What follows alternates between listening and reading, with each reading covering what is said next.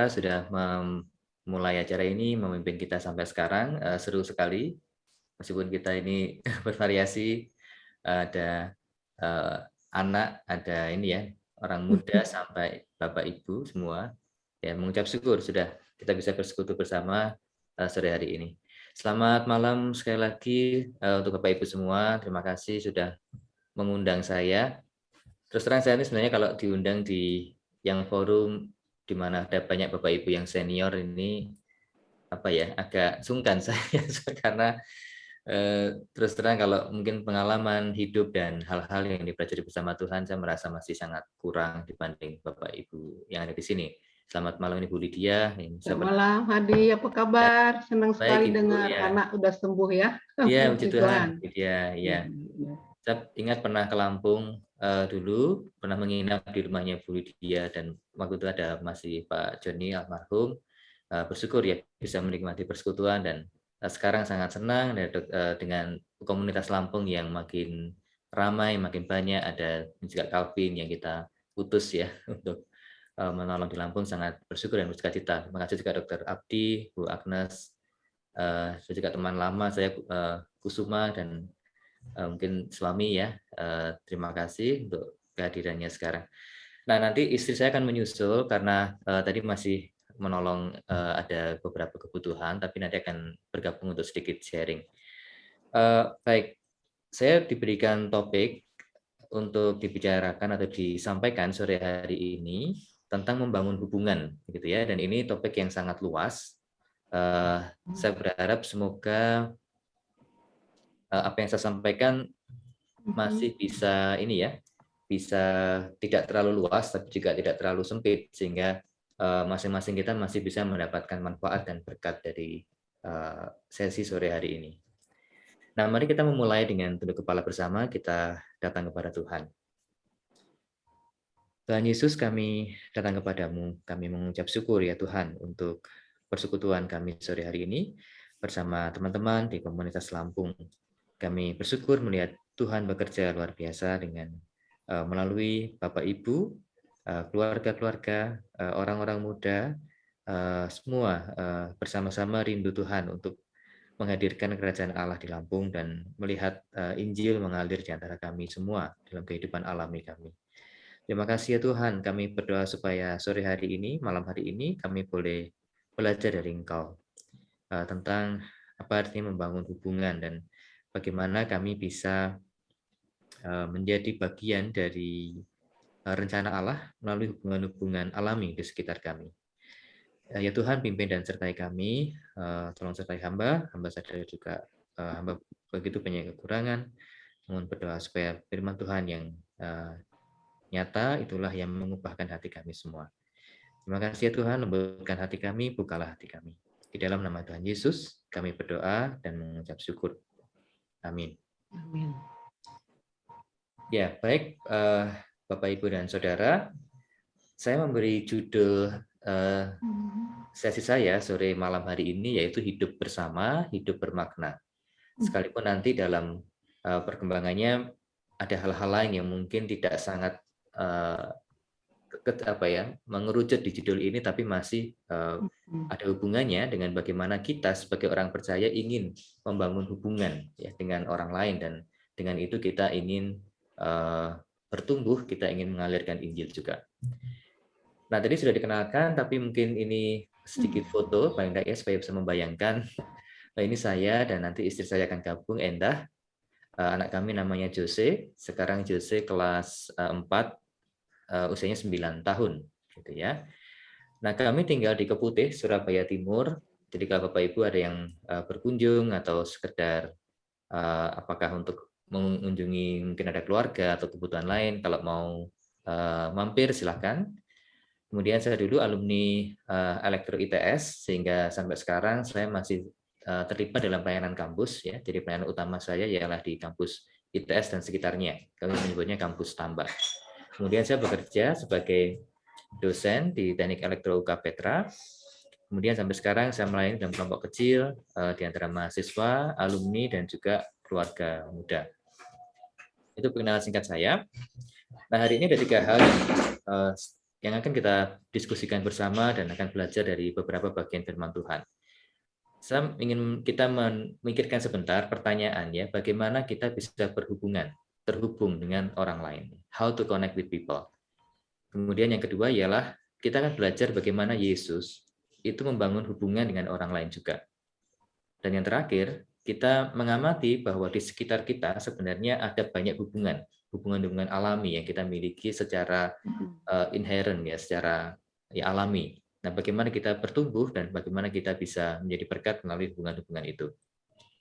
Nah, di awal biasanya saya suka memberikan sedikit pertanyaan. Nah, ini karena kita online, silakan Bapak Ibu bisa mengetikkan di kolom chat atau bisa juga unmute kalau ingin ya. Jadi silakan yang mana saja. Nah, ini pertanyaan kecil gitu ya. Saya ingin menanyakan berapa orang yang Bapak Ibu dan Saudara temui hari ini. Bisa online, bisa offline. Mungkin ngobrol sebentar, beberapa detik, atau ngobrol lama, beberapa menit, ya, atau 1 jam misalkan. Ya, silakan. Kira-kira berapa sih yang kita temui hari ini saja? Nah, bisa tuliskan di chat. Perkiraan ya, tidak usah sangat tepat, tapi kira-kira berapa orang? Nah, ini ada Pak Kris dan Bu Yanti, ada 2. Wah, ini istri dan anak, atau suami dan anak ya. Agak sedikit ya. Nah, silakan yang lain. Nah, Calvin lebih banyak, ada 6. Oh, Pak Krisnya 2, yang Bu Yantinya 10. Wah, ini Bu Yantinya orang sanguin kayaknya ya, suka ketemu orang. Oh, Priska 20 karena upacara. Oh ya, jadi agak banyak ya, karena upacara ketemu banyak orang. 3. Ya. 3. Ada 3, ada 7 ya. Baik, ya bervariasi ya Bapak Ibu ya, tapi kita dalam 1 hari bisa bertemu banyak orang begitu ya, karena kita memang kehidupannya selalu berinteraksi dengan orang lain ya. Apalagi kita di Indonesia, kita orangnya lebih suka ya ketemu orang dibandingkan mungkin di negara-negara barat gitu ya, cenderung private. Nah, ini Kusuma ada 5, Bujum ada 12, wah banyak ya. Bujum, baik. Terima kasih untuk beberapa jawabannya. Nah, kemudian pertanyaan yang kedua. Nah, ini agak sedikit lebih sulit dijawab, tetapi semoga tidak ini ya. Menurut Bapak Ibu Saudara, apa kesulitan utama satu saja ya dalam membangun hubungan dengan orang lain? Mungkin dijawab singkat saja ya. Jadi menurut Bapak Ibu, apakah apa sih kalau ada kesulitan dalam membangun hubungan dengan orang lain ini, kira-kira apa? Nah, ini memang agak sulit ya. Nah, nih tidak tahu mau ngomong apa ya. Ini biasanya orang-orang introvert ya. Ngomong apa ya? Bagi ketemu orang baru gitu dan langsung ini ya, nggak punya bahan gitu ya. Komunikasi lebih sulit ya. Kemudian orangnya tertutup misalkan ya, tidak terbuka. Nah ya, itu membuat kita sulit membangun hubungan dengan orang kalau orang tersebut tertutup ya, tidak terbuka. Ya, terima kasih, ini beberapa jawaban yang menarik. Kalau masih ada monggo. Atau kalau mungkin cukup nggak apa ya. Jadi ini beberapa jawaban yang sudah disampaikan. Terima kasih. Nah, beberapa hal yang kita diskusikan ini dari survei sederhana, kita melihat bahwa kita memang bertemu dengan orang-orang, tetapi tidak selalu mudah untuk membangun hubungan dengan orang-orang tadi ya. Ada beberapa kesulitan. Ada orang yang cenderung lebih terbuka dan bisa ngobrol dengan banyak orang, suka ada di tempat yang baru, bertemu dengan orang-orang baru, tapi ada orang yang juga lebih sulit gitu ya, lebih suka bertemu dengan orang-orang yang sudah dikenal. Nah, oke, itu berbagai dinamika tentang hubungan. Nah, rekan-rekan, ini ada sedikit saya sampaikan di sini. Ini ada, kalau ingat Nokia, ya, jadi yang seumuran dengan saya atau lebih tua pasti mengalami ya masa-masa keemasannya Nokia. Nokia. Kalau punya HP Nokia itu zaman dulu sangat keren ya, dan tampilannya waktu itu sudah paling keren ya yang di kanan ini ya. Dia punya slogan yang menarik ya teman-teman, connecting people. Jadi Nokia connecting people. Jadi mereka punya visi untuk menghubungkan satu orang dengan orang yang lain. Dan zaman itu HP ini masih barang yang langka, mahal. Jadi ini mimpi yang luar biasa karena berjauhan bisa ketemu hanya dengan angkat telepon genggam. Saya dulu ingat waktu kuliah masih telepon orang tua itu harus ke wartel gitu ya. Ke wartel itu pun harus nunggu malam ya supaya murah. Kalau kita teleponnya siang atau sore mahal ya, harus nunggu jam 9 malam. Sangat sulit untuk komunikasi. Tapi Nokia ingin menghubungkan orang dan dia punya mobile phone sebagai produknya. Pertanyaannya ialah bagaimana dengan kita orang percaya, gitu ya. Apakah kita terhubung dengan orang-orang? Kalau Nokia menghubungkan orang, kita terhubung dengan orang lain. Oke, nah kemudian saya punya sedikit pertanyaan lagi ya, yang lebih umum. Menurut Bapak Ibu Saudara-saudara, apakah persamaan dari profesi-profesi ini? Saya punya beberapa contoh ya. Misalkan ada dokter, ini Dokter Abdi misalkan menolong pasien. Kemudian ada guru matematika yang mengajar murid-muridnya. Kemudian ada sales asuransi atau sales apapun yang mencoba menawarkan produknya kepada calon pelanggan. Apakah ada yang bisa menebak kira-kira persamaan dari beberapa profesi ini kira-kira apa ya? Promosi. Ada sisi promosi ya, Bu Lydia ya. Ya. Sisi promosi menawarkan sesuatu. Ini Pak Grace atau Bu Yanti menjawab melayani. Ada sisi melayani. Dokter melayani pasien, guru melayani murid, sales mungkin ya serve customer-nya juga gitu ya. Ada topik yang sama. Topik yang sama yang dibahas di itu ya, di antara masing-masing di situ ya, topiknya tertentu mungkin gitu ya maksudnya ya. Oke, terima kasih. Nah saya memiliki sedikit jawaban yang mungkin sedikit berbeda tapi ada kesamaan juga, yaitu dari ketiga profesi ini sebenarnya ada aspek dia itu membangun hubungan dengan manusia lain. Jadi kalau profesi, menurut saya, kalau ini berkenaan dengan orang, maka sebenarnya pekerjaan dia ialah bagaimana terhubung dengan orang tersebut. Dokter yang baik, menurut saya, ialah dokter yang mungkin tidak hanya memberikan resep, tetapi dia sebenarnya ingin mengenal pasiennya. Mungkin dia memberikan ketenangan, mungkin dia menjawab dengan baik. Guru yang baik juga tidak hanya mengajarkan materi, tapi dia akan mencoba memahami kesulitan muridnya, menolong dengan ada empati di sana. Dan sales yang baik juga akan melihat apa kebutuhan orang dan dia akan penuhi kebutuhan itu. Itu akan jauh lebih berhasil daripada sales yang sekedar menjual sesuatu. Jadi ada aspek membangun hubungan dengan manusia lain, terkoneksi dengan orang lain. Nah, kalau di dunia profesi seperti itu, pertanyaan sama ya, bagaimana dengan kita sebagai orang percaya? Kita yang ada kebutuhan untuk membangun hubungan dengan orang lain. Untuk menjawab pertanyaan ini, bagaimana dengan kita sebagai orang percaya? Tentunya yang contoh yang terbaik dari yang kita bisa amati ialah dari Tuhan Yesus. Ya. Nah, di bagian berikutnya kita akan melihat beberapa pertemuan ya antara Tuhan Yesus dengan tokoh-tokoh atau orang-orang yang ada di Alkitab. Di bagian pertama kita ingin melihat bersama dari Yohanes 1 ayat 38 sampai 39. Apakah saya bisa minta bantuan Calvin membantu kita membaca ayat ini?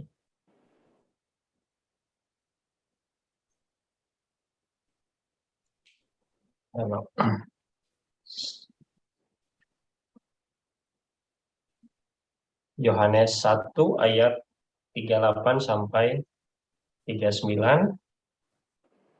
Tetapi Yesus menoleh ke belakang, dia melihat bahwa mereka mengikuti dia, lalu berkata kepada mereka, "Apakah yang kamu cari?"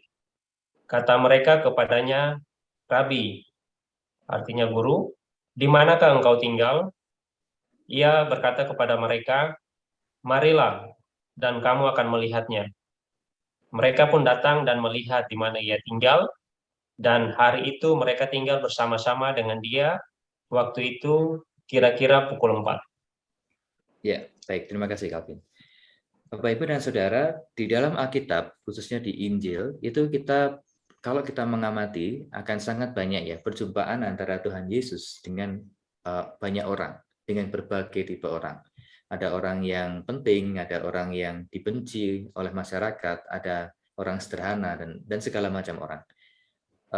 Salah satunya ialah yang kita lihat sekarang. Ini percakapan Tuhan Yesus dengan kedua murid Yohanes ya waktu itu ya. Ada kemungkinan ini Andreas dan mungkin murid yang lain ya, tetapi memang di situ hanya dikatakan dua murid Yohanes Pembaptis ya.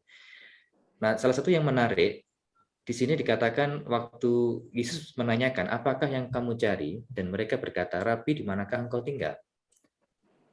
Tuhan Yesus menjawab, marilah dan kamu akan melihatnya. Mereka datang dan melihat di mana ia tinggal, dan hari itu mereka tinggal bersama-sama dengan dia.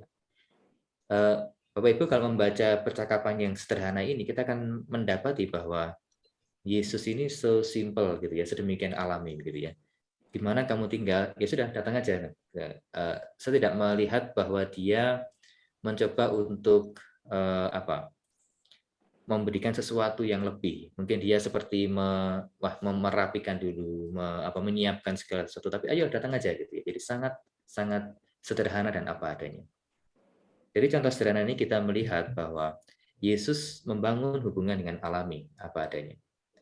Ini yang saya juga sangat belajar ya dari banyak senior-senior kita di pelayanan navigator, keluarga-keluarga yang selalu membiasakan untuk open house gitu ya. Jadi saya sudah sangat sering ya datang ke banyak rumah dari keluarga Bapak Ibu yang lain yang memang senang membuka rumahnya, dan itu juga kami terapkan dalam kehidupan kami. Dan ini saya kira teladan yang baik mengikuti Yesus. Dia membangun hubungan dengan alami apa adanya, sangat-sangat sederhana gitu ya. Bagian yang lain, misalkan ada bagian ini, Yesus bertemu dengan Nathanael. Saya akan bantu bacakan. Yesus melihat Nathanael datang kepadanya, lalu berkata tentang dia, lihat, inilah seorang Israel sejati, tidak ada kepalsuan di dalamnya. Kata Nathanael kepadanya, bagaimana engkau mengenal aku? Jawab Yesus kepadanya, sebelum Filipus memanggil engkau, aku telah melihat engkau di bawah pohon ara. Kata Nathanael kepadanya, Rabi, engkau anak Allah, engkau raja orang Israel. Teman-teman, bagian ini waktu dibaca pertama kali mungkin terasa kok bisa ya Yesus hanya melihat dia di bawah pohon ara, tapi Nathanael kemudian seperti memuliakan Tuhan gitu ya. Mungkin saya belum menggali dengan lengkap juga ya, tetapi ada kemungkinan waktu Yesus melihat Nathanael di bawah pohon ara, mungkin seperti entah itu adalah apa ya, mungkin tempat di mana ada mungkin melakukan aktivitas tertentu yang membuat Nathanael ini dikenal sebagai orang yang sungguh-sungguh gitu ya, Israel sejati, seseorang yang mungkin dia memang punya integritas di sana ya. Nah, itu dugaan-dugaan ya Bapak Ibu, kan tidak tertulis. Tapi yang saya mau angkat di sini ialah Yesus melihat dia di bawah pohon ara. Nah, ini adalah hal kecil gitu ya.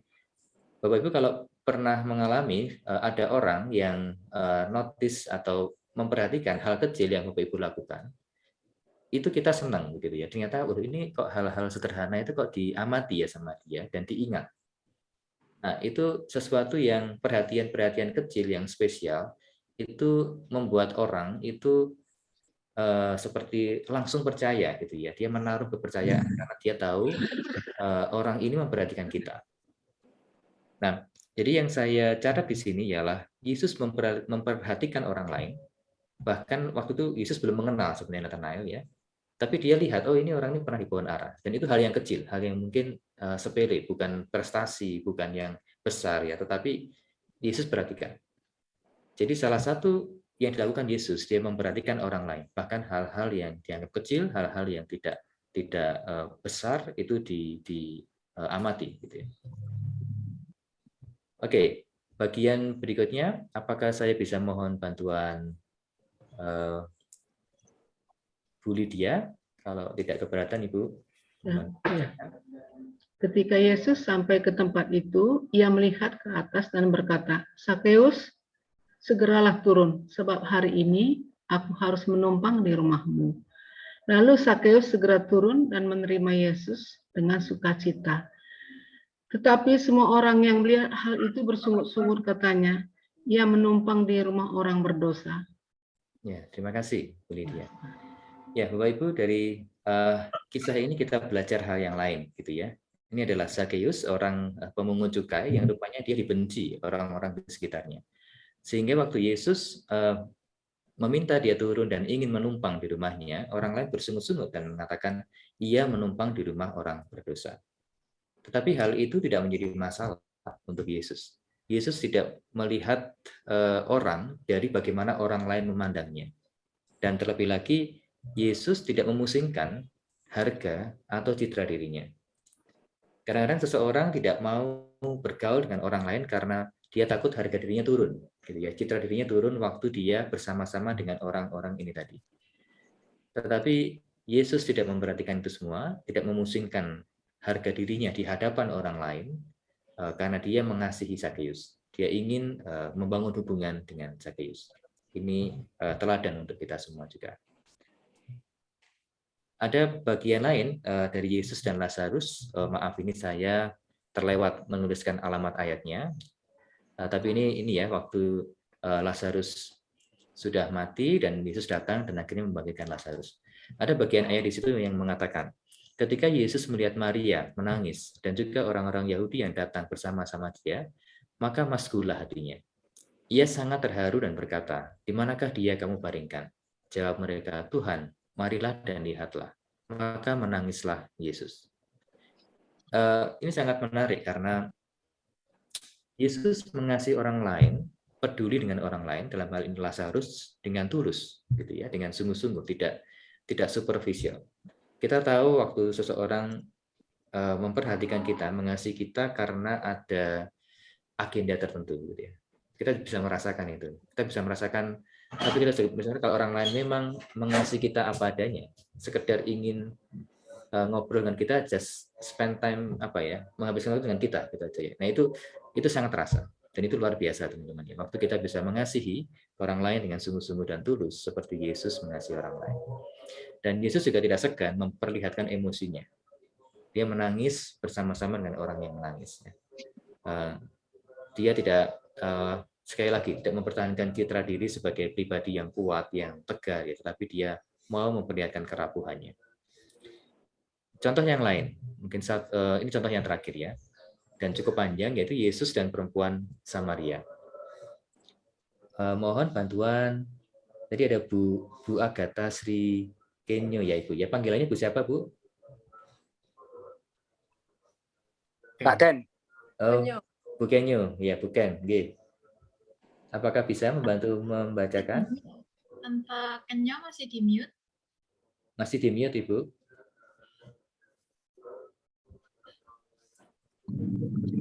Masih di mute Ibu Kenyo, masih mute, belum terdengar. Kelvin, buka Kelvin. Ada itu Bang.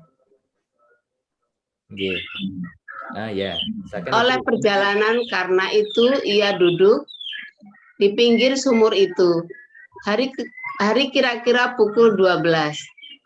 Maka datanglah seorang perempuan Samaria hendak menimba air.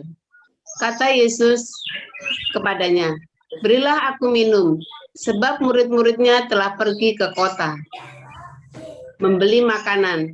Maka kata perempuan Samaria itu kepadanya, "Masakan engkau seorang Yahudi minta minum kepadaku, seorang Samaria? Sebab orang Yahudi tidak bergaul dengan orang Samaria." Ya, baik, Pak Nuwun, Bu Benyo, terima kasih. Ya. Jadi ini kisah yang sangat menarik Bapak Ibu ya. Jadi kalau ada waktu kita bisa mengulang membaca dari Yohanes 4, sangat banyak pelajaran di dalamnya dan menggambarkan dengan cukup lengkap ya bagaimana Yesus itu membangun percakapan ya dari awal dengan orang yang belum dikenal, dan itu dia secara bertahap ya menunjukkan bagaimana kita bisa menolong atau bisa berinteraksi dengan lebih dalam ya dengan orang-orang lain. Nah, ini menarik sekali karena waktu itu Yesus itu ada sumur Yakub di sana. Kemudian Yesus sangat letih oleh perjalanan dan dia duduk di sana. Itu sesuatu yang sangat alami ya. Kita kecapean, jalan jauh, ya sudah kita duduk di sana. Pukul 12 ya, jadi mungkin pas panas sekali gitu ya. Kemudian datanglah perempuan Samaria yang menimba air. Nah, kemungkinan Yesus ini tidak ada ini ya, mungkin di sana itu timba itu mungkin tidak tersedia gitu ya. Jadi hanya orang-orang di daerah situ mungkin yang punya timba dan bisa mengambil air dari sumur. Gitu ya. Sehingga Yesus mengatakan, "Berilah aku minum." Ya, waktu itu murid-muridnya sudah tidak ada, entah dia tidak punya timba atau memang terlalu lelah ya untuk mengambil air. Nah, kemudian respon pertama perempuan Samaria itu ialah, "Masakan engkau seorang Yahudi minta minum kepadaku seorang Samaria?" Sebab orang Yahudi tidak bergaul dengan orang Samaria. Nah, di sini kita melihat yang pertama bahwa Yesus sekali lagi dia membangun interaksi dengan alami dan dia tidak ragu, ya, tidak malu, tidak sungkan untuk meminta bantuan.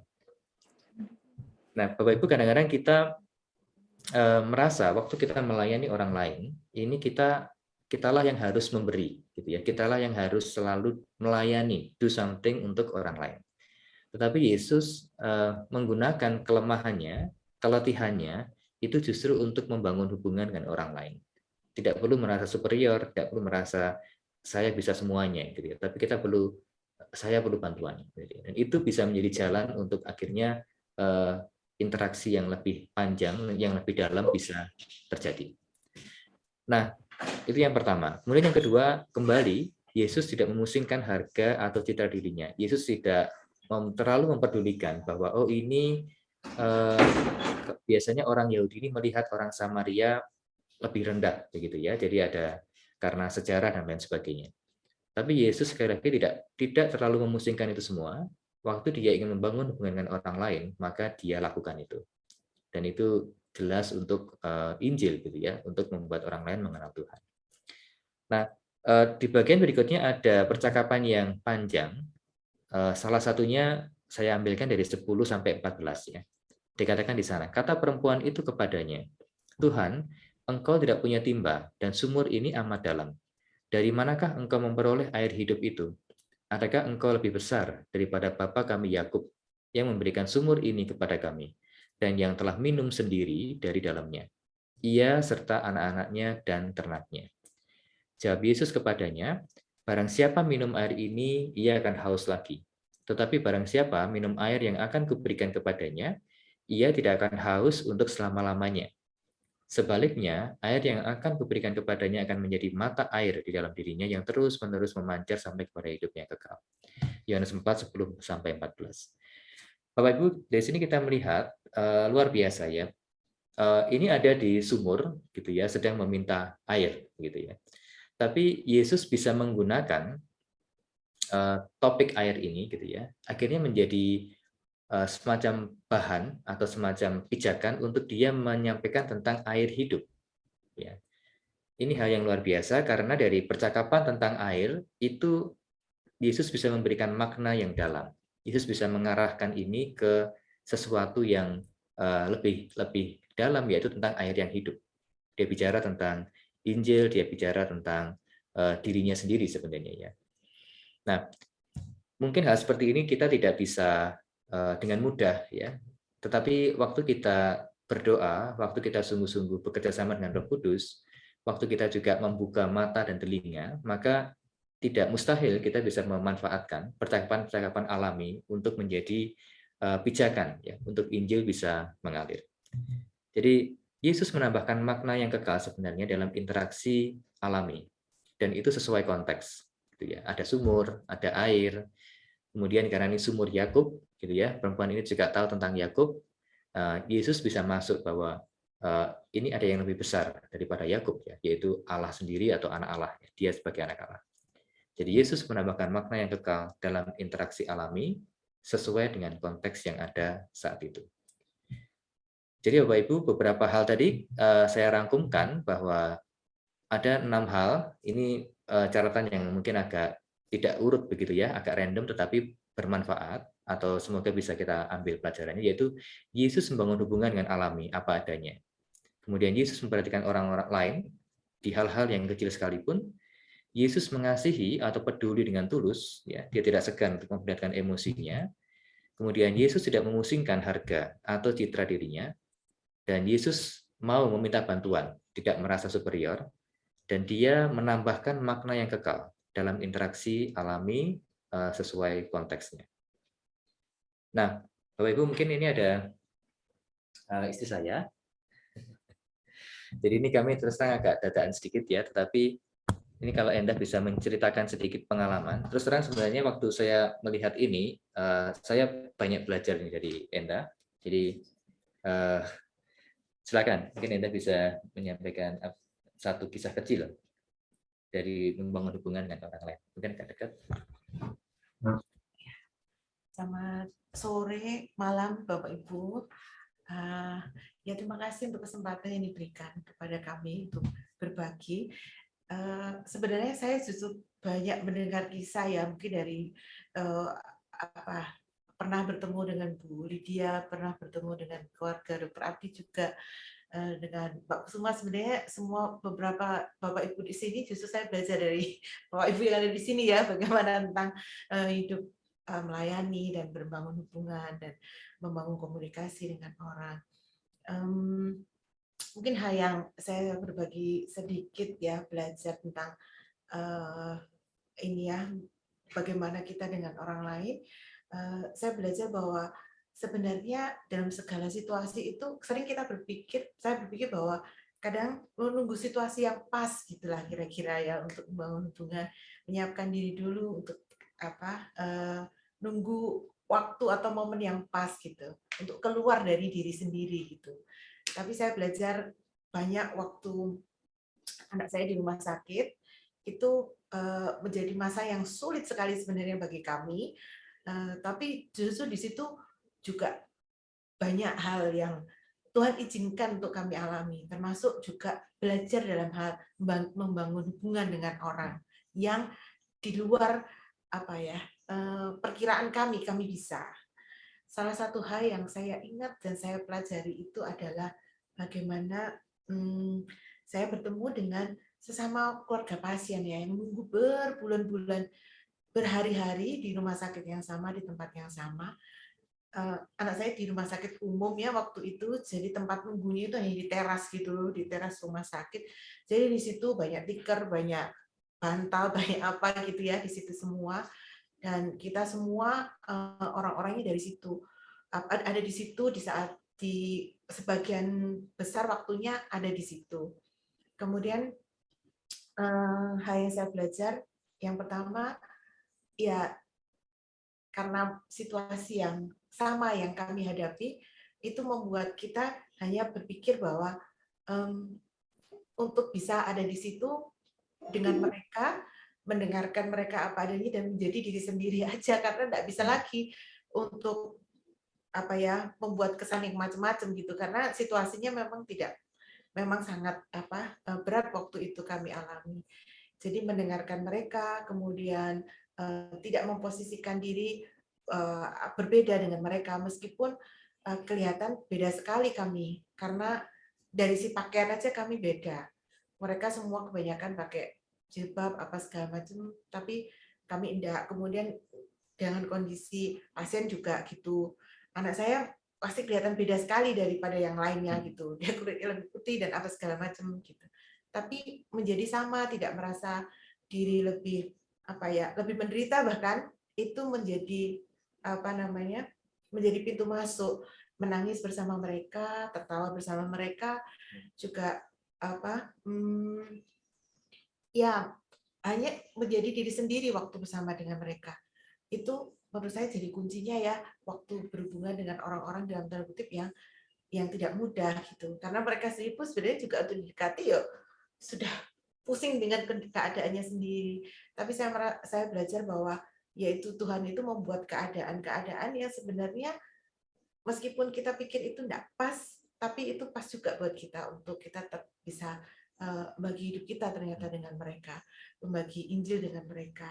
Jadi kadang sering saya dapat ayat-ayat dari teman-teman persekutuan itu kan dikirimkan ayat penguatan gitu. Jadi saya bagikan dengan mereka. Saya hanya membaca saja. Oh ya, ini tadi aku dikirimin ayat ini nih dari kitab suci, ayat ini bilang seperti ini.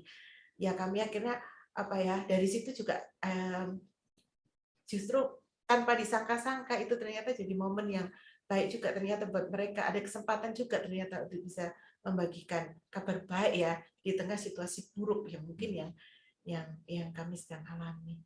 Seperti itu kan? Ya, oke. Ya, terima kasih Enda sudah membagikan. Ya, sebenarnya saya banyak belajar sih dari Enda ini. Jadi dia itu alami, senang bertemu orang, dan tiba-tiba itu kayak, apalagi kalau dalam kondisi yang sulit begitu ya, itu dia malah makin lancar gitu ya, membagikan Injil gitu ya, tanpa sadar sebenarnya, karena itu sesuatu yang luar biasa juga ya, dan saya belajar dan juga membagikan hal-hal yang tadi ya, mungkin di kondisi biasa terkesan tidak pas, tapi karena ini semua sedang dalam pergumulan yang sama, itu menjadi boleh ketika berbagi cerita, berbagi pengharapan, dan mereka juga nggak ada masalah ya, bahkan mereka senang. Ya, terima kasih untuk hal-hal yang disampaikan. Bapak Ibu, mungkin saya beberapa slide saja lagi, ada beberapa yang akan saya potong karena mungkin waktunya tidak cukup, tapi saya pikir kita sudah belajar beberapa hal yang penting malam hari ini. Apakah Bapak Ibu pernah ada yang membaca buku ini ya? Buku ini beberapa tahun lalu dikirimkan oleh kantor navigator untuk kita semua ya. Nah, saya sekalipun hobi membaca, ini salah satu yang sebenarnya saya belum membaca dengan lengkap begitu ya, tapi ini sangat baik ya. Judulnya ialah 42 detik. Beberapa sedikit snapshot, Bapak Ibu kalau belum membaca dan ingin nanti bisa ini ya kontak ke Mas Bayu di kantor nasional. Nah, dia menyatakan pengarang ini sekedar estimasi gitu ya. Rata-rata percakapan Yesus yang terekam dalam Injil dengan orang lain itu ternyata cukup singkat ya, hanya 42 detik. Ini tentunya perkiraan yang sangat kasar dan kemungkinan tidak tepat juga ya, karena itu kan dia apa yang ada di Injil mungkin dibaca secara lisan dan dihitung berapa detik sih kira-kira gitu ya. Nah, karena ini bahasa tertulis tentunya nggak akan lama begitu ya. Tapi yang singkat-singkat itu sekitar 42 detik. Artinya dalam 42 detik itu Yesus bisa membangun hubungan dengan orang. Sangat singkat, jadi buat 1 menit ya. Jadi ini menarik kalau Ibu baca, ada ide-ide bagaimana memulai pembicaraan, bagaimana meneruskan percakapan dari sekedar hai sampai berbicara dengan hal-hal yang lebih dalam.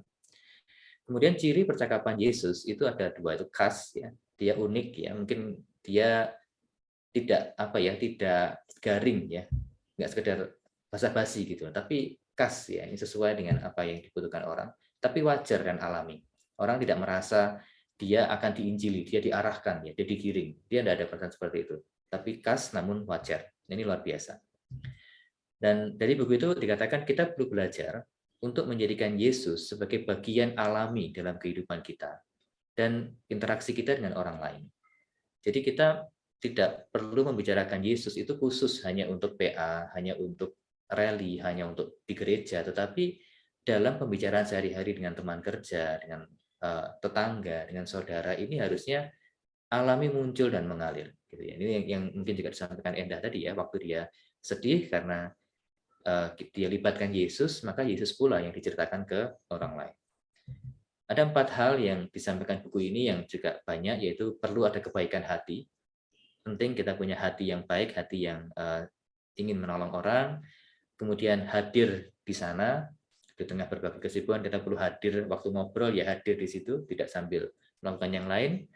Perlu keberanian juga ya. Tadi Anda sampaikan ada merasa waktunya nggak pas, nggak akan pernah pas mungkin ya, karena kita ada ketakutan juga. Jadi ada perlu keberanian.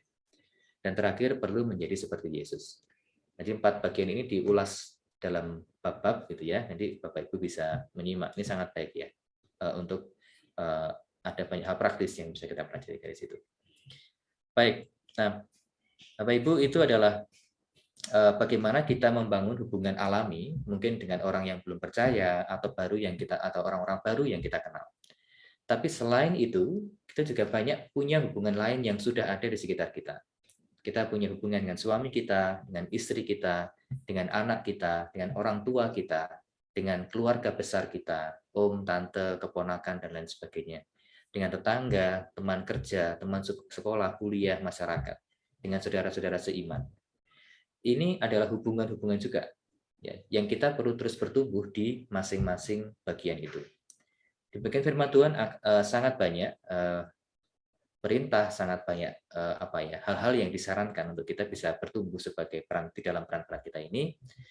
Beberapa hal dari 1 Petrus 3 ayat 1 sampai 4 ini tentang sikap sebagai istri misalnya ya. Jadi nanti silakan Bapak Ibu bisa membaca.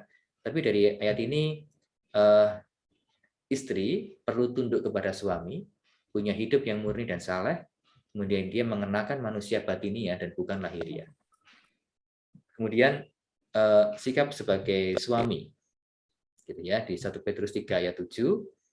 Nanti silakan Bapak Ibu bisa membaca di sana. Ini adalah hidup dengan bijaksana dan menghormati istri. Nah, dari peran-peran ini kita melihat bahwa firman Tuhan itu selalu ingin kita memiliki lebih dari sekedar oke, kalau saya suami maka tugas saya mencari nafkah. Kalau saya istri tugas saya mungkin juga bekerja atau mengurus rumah tangga atau yang lain. Tetapi selalu ada hal kekal, selalu ada makna, selalu ada buah-buah rohani yang ingin dimunculkan dari peran kita sebagai suami atau peran kita sebagai istri.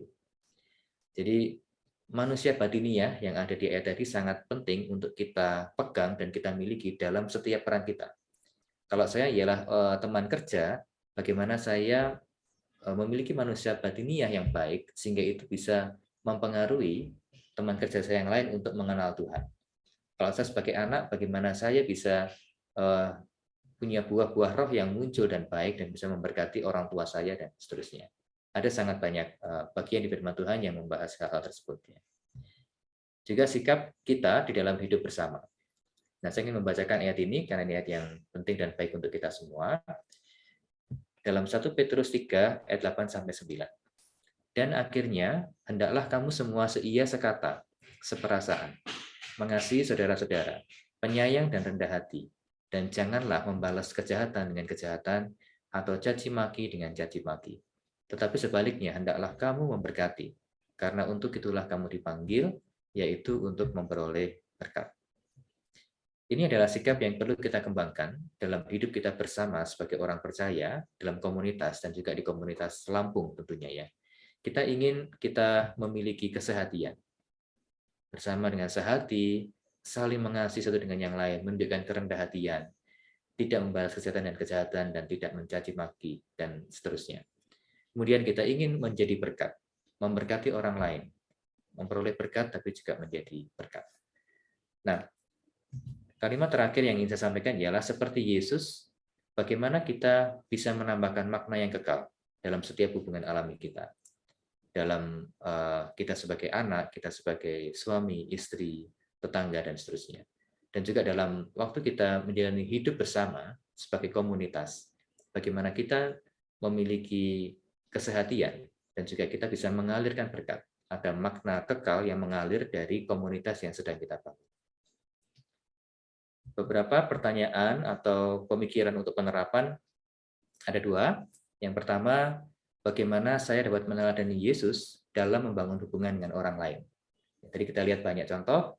Kalau ada satu atau dua yang Bapak Ibu bisa ambil dan cepat terapkan pada teman kerja kita, tetangga kita, dan lain sebagainya, bisa dilakukan. Kemudian bagaimana saya dapat bertumbuh dalam hubungan, dalam peran saya sebagai suami, atau sebagai istri, atau sebagai anak. Ya. Jadi silakan menuliskan dalam hubungan tadi, apa sih satu hal yang saya bisa bertumbuh di dalamnya. Ya. Baik, itu yang saya sampaikan. Terima kasih untuk kesabarannya dan semoga ya firman Tuhan ini memberkati kita semua. Baik, terima kasih. Saya kembalikan ke Rizka. Terima kasih, Pak.